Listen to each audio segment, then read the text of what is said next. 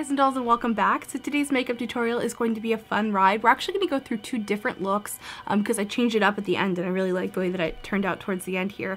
But I want to let you guys know that today's video is sponsored by Audible. I love having Audible as a sponsor. If you go to audible.com/vintage, you can sign up and get your first 30 days free. Whenever I do these, I always like to give you guys a specific book recommendation, and so it's not just like, go sign up for Audible. I actually genuinely use the service. I really enjoy it. And the book that I'm reading right now is called Everybody Lies by Seth Stevens Davidowitz. It's a bit of a tongue twister, that name. And so I'm really enjoying this book. It's all about digital truth serum and the concept of big data. So big data can be honed in different ways, but a lot of what the book focuses on is the digital truth serum that is Google searches. If you would like to sign up with Audible and get your first 30 days free, go to audible.com/vintage. Thank you for sponsoring this video, and let's get on to the tutorial. Hey guys and dolls, welcome back. So I am having a stressful day, and this happens to all of us for a variety of different reasons. I'm not even going to talk about what's stressing me out because that'll just probably stress me out more and make it harder for me to make this video. What I did is I brought down a huge bucket of a bunch of my favorite products downstairs, and that's another thing too. Like lately, every time I do makeup upstairs at like my old setup with like the artificial lighting, I hate it.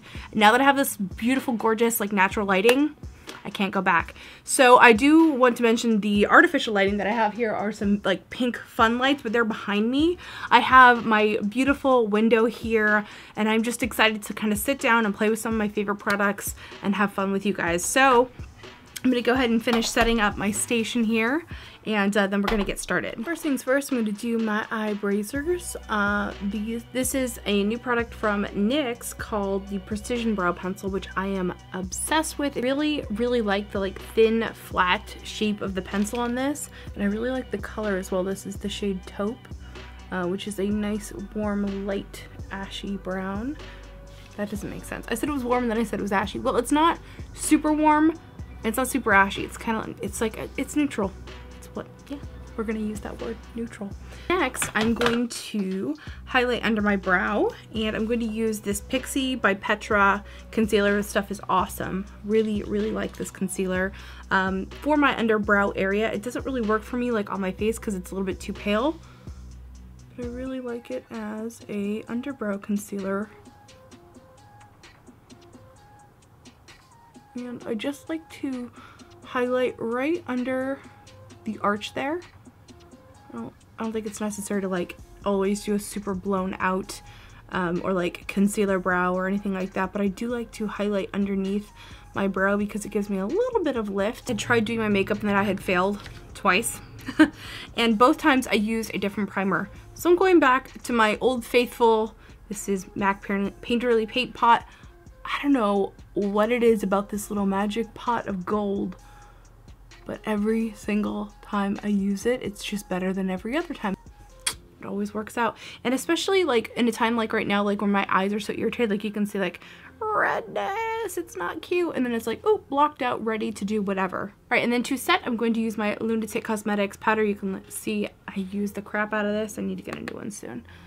But it's not quite yet done, although sometimes like when you have a powder like this, it starts coming off in chunks, which is always like really sad because you just see like this big like piece come off and you're like First thing I want to do is map out a crease, and because I'm basic as F, I'm going to use a pretty like terracotta pink. This is called Tuscan Sun from Makeup Geek. Oh my god, I love Makeup Geek eyeshadows.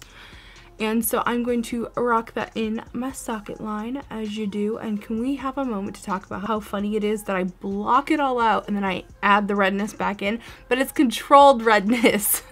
And so it does what I want it to do, as opposed to like before, it's just kind of like weird and patchy. I'm going to take Makeup Geek Bitten on a brush from London Brush Company. This is the Best Kept Secret number 3. It's a teeny tiny brush. Oh my god, this brush is so awesome. It has a like triangular shape to it. I'm getting a little bit of that on my brush, and once again, we're gonna rock it in the socket. Only we're gonna keep it a little tighter this time because I don't want this to extend quite as far out as Tuscan Sun. Oh my god, that combo is so pretty. Pardon me while I blend this for 100 years. Now what I want to do is make this color a little bit darker, more purpley. So I'm going to use Makeup Forever M928. And having Bitten down deepens it a bit and kind of lets it diffuse out. So like each color we're sort of like adding more color in a more concentrated area. Sometimes people are like, why do you apply color in the order that you do? And sometimes I do the darkest color first and fan it out, but I find just for me, for my skin, for my body, for, you know, my application preference, I like to do lightest to darkest. But whatever works for you is perfect. Now it's time to get naked, and I'm gonna put in, did I just put my brush up my nose? Okay, well, we're done with that brush. I'm gonna use this brush to pick up one of my favorite nude colors. Lid shade today, I want something that's really light and nude. This is I-524. This is one of like the little baby ones that came out with a kit when they first relaunched their eyeshadows, or launched this new formula a couple years ago. Love, look how pigmented that is. Yum, it's so pretty, and I love doing like a naked lid like this when I'm doing bold color elsewhere. I just think it gives it a nice like juxtaposition, and also it makes my lid look bigger, which is always nice because I have hooded eyes. It's so pigmented that it covered up the crease on this side, but that's okay because I still have this brush. Just come back in. Eyeshadow just comes in, it's like, ooh, who's the boss? I'm gonna take another Makeup Forever eyeshadow. This is M530. Big fluffy brush. My dog is biting himself, so if you hear some like weird noises, that's what it is. And I'm just putting this kind of over where I had my brow concealer, leaving it at that. It doesn't need to be a big dramatic highlight. Now for the fun part. This is D236, also from Makeup Forever. This on my inner corner, similar to how you would do if you're doing like a sandwich smoky eye. And just really pack it on. This one is one of their diamond shadows, so it's got little sparkles in it, so it's really, really pretty and fun. So I'm going to grab a stiff, fluffy brush. This one's from Sonia Kashuk. It is pretty badass. I actually use it for a lot of different things. This is D926 from, you guessed it, Makeup Forever. And I'm going to pick that up. I like that these are both diamond shadows. And I'm going to put this one in the outer corner. And I decided to pack this on with a fluffy but stiff brush because the stiffness of the brush is going to deposit more color than just like a really soft fluffy brush. But because it's fluffy instead of like a dense flat brush, it is going to give me a little bit more of a diffused amount of color. It also gives you a lot more fallout, so luckily I do my eye makeup first. Using the Wet n Wild Photo Focus Foundation in Nude Ivory. The smell is kind of like both, like I'm attracted to it and also it kind of turns me off, but what I don't like is actually the applicator. I guess you could like put it out on a palette and stuff. It just seems like a lot more work. You know what? And the funny thing is, this is something that like super high-end foundations do. Like Chanel has foundation like this, and I don't like it when they do it either. So is this convenient? Yes. Is this sanitary? No. This brush, by the way, is the one that I got at Daiso a couple months back, and I am still totally obsessed with it. Somebody can describe what this foundation smells like in the comment section down below. I would be so happy because it reminds me of something and I can't quite put my finger on it. My concealer, I'm going to be using also the Wet n Wild Photo Focus product. This one is in light ivory. I feel like less is more. I think a lot of times people do these like big huge swatches of concealer on their face and I'm just like, eh. I do like to use a lighter, very pink based concealer right out here because I have this kind of sallow tone right out here, and this will help color correct it. And this one's from MAC. It's the Prep and Prime Radiant Rose. I'm using a Real Techniques Mini Miracle Sponge. This is the shit. I love this sponge so much, you guys, and I recently got one of the micro minis from Beauty Blender in like a Sephora play box, and I don't like it as much. I don't like it even half as much as I like this one. The Nyx Hd Powder. This stuff is bomb.com, and I forgot to bring a puff down here with me, but I do have a Blotterati thing from Beauty Blender, so I'm going to try and see if that will work for setting powder. If not, I'm going to have to go upstairs and find a puff, so pray for me.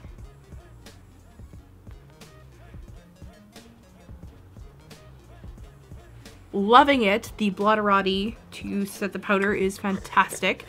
So I'm gonna let that sit for just a few moments and then I'll knock off any excess with a powder brush. But if you've set all of your makeup properly, the brush will just sort of glide over your skin without kind of sticking. I can tell I might need a little extra powder here on my chin. So what I will do in that case, grab this and just swirl whatever's left over. And it looks like nothing, but trust me, there's just enough powder there. For the innermost part of my eye, I'm going to take this Makeup Forever shadow in I340. It's a beautiful metallic chartreuse and a London Brush Company brush. This is the number 5. And I'm going to flirt that both top and bottom, just kind of actually squiggle it in there. And it's actually turning a little bit yellow here, and I want to encourage that. So I'm going to pick up my Visart palette. Oh my god, I love this Editorial Brights.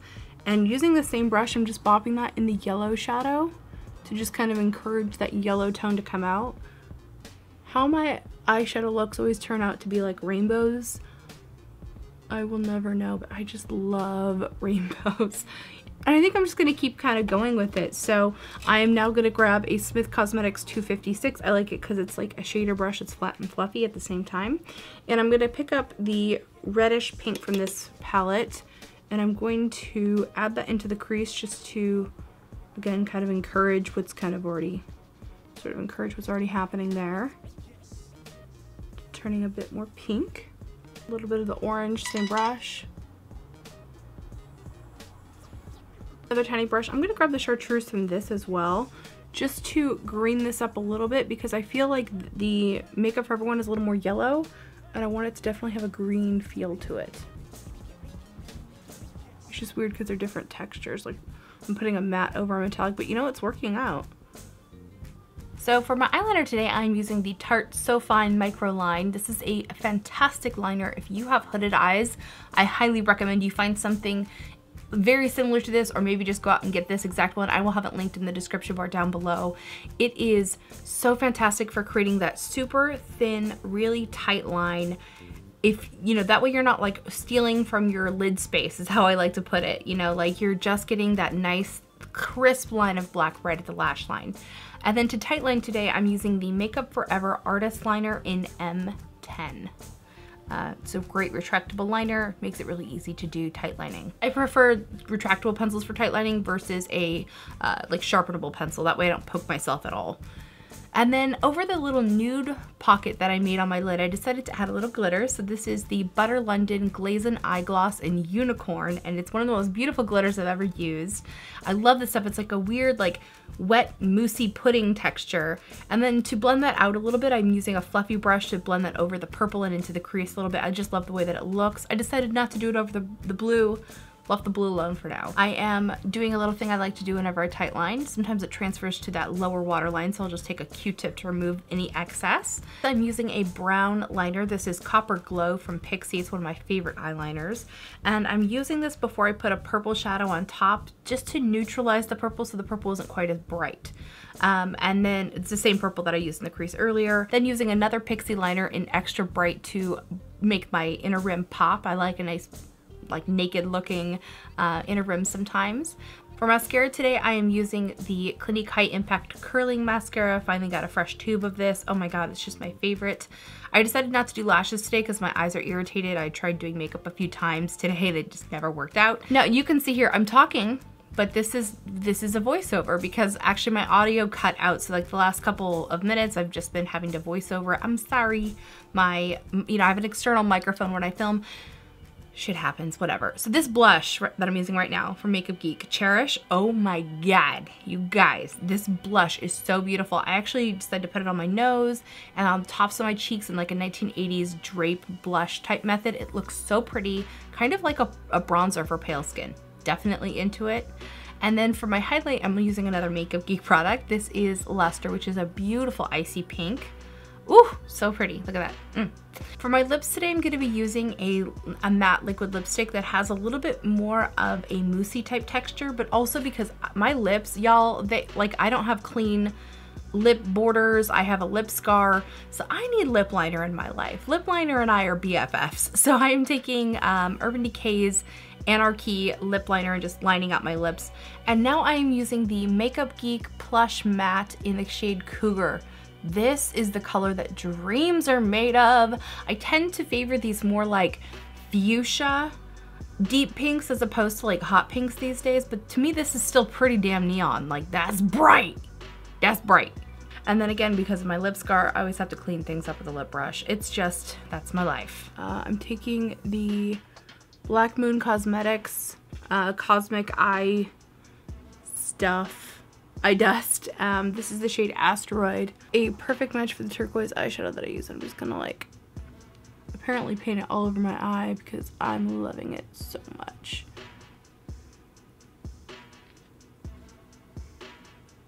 There you go, 2 looks in 1. Hope you guys enjoyed this tutorial. I love, love, love this look. It was really fun to do, and I'm really glad I sort of pushed through my initial frustration with makeup today to come up with something really fun for you guys. So thank you for watching. I hope you guys enjoyed this. If you did, give me a thumbs up and be sure to hit the little red button down there to subscribe, and I will see you in my next video. Remember to be vintage or tacky. Just be your own kind of beautiful. See you, bye.